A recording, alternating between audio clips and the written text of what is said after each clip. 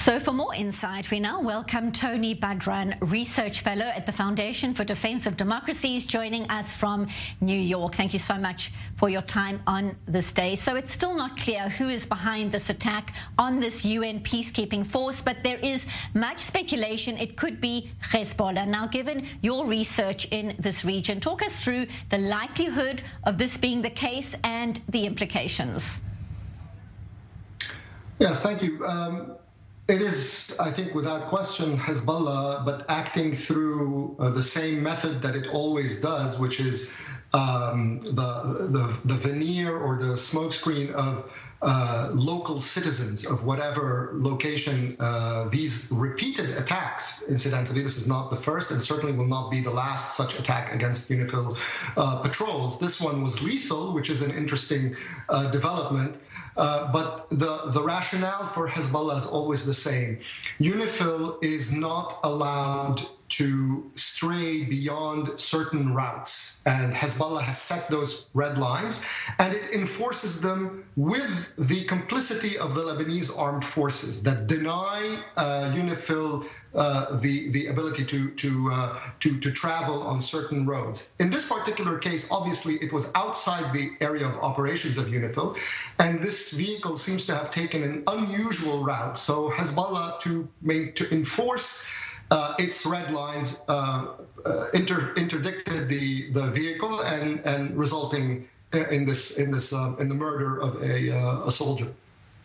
So as we know, Lebanon's Najib Mikati is reiterating the need to find out more and to make sure that there isn't a repetition. As you say, this isn't the first time something like this has happened. UNIFIL is launching an investigation. It's in coordination, though, with the Lebanese army. But what steps, if any, are likely to be taken after this? Absolutely nothing. I mean, that's the farce of this UNIFIL mandate. What's interesting about the farce is that this is exactly how the United States and all the international stakeholders want it to be. The notion that UNIFIL is there to implement a mandate is itself farcical, because the mandate says that it has to implement it with the LAF, and the LAF is auxiliary force for Hezbollah. So the mandate will never be implemented, full stop. And that's precisely what the United States, France, and the others are happy with.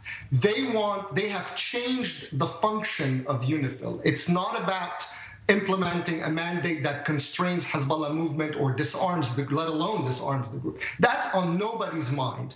What they want is a UNIFIL to be effectively a vehicle, a UN vehicle, to pump aid and development money into Hezbollah's base in South Lebanon, to be used as some sort of a vehicle like we used with the maritime demarcation agreement, to basically a vehicle for U.S. and other initiatives. And three, your report mentioned that it's a buffer between the two countries. That's not actually quite true. It's a buffer against Israeli action, in order to maintain the Hezbollah-dominated status quo in South Lebanon.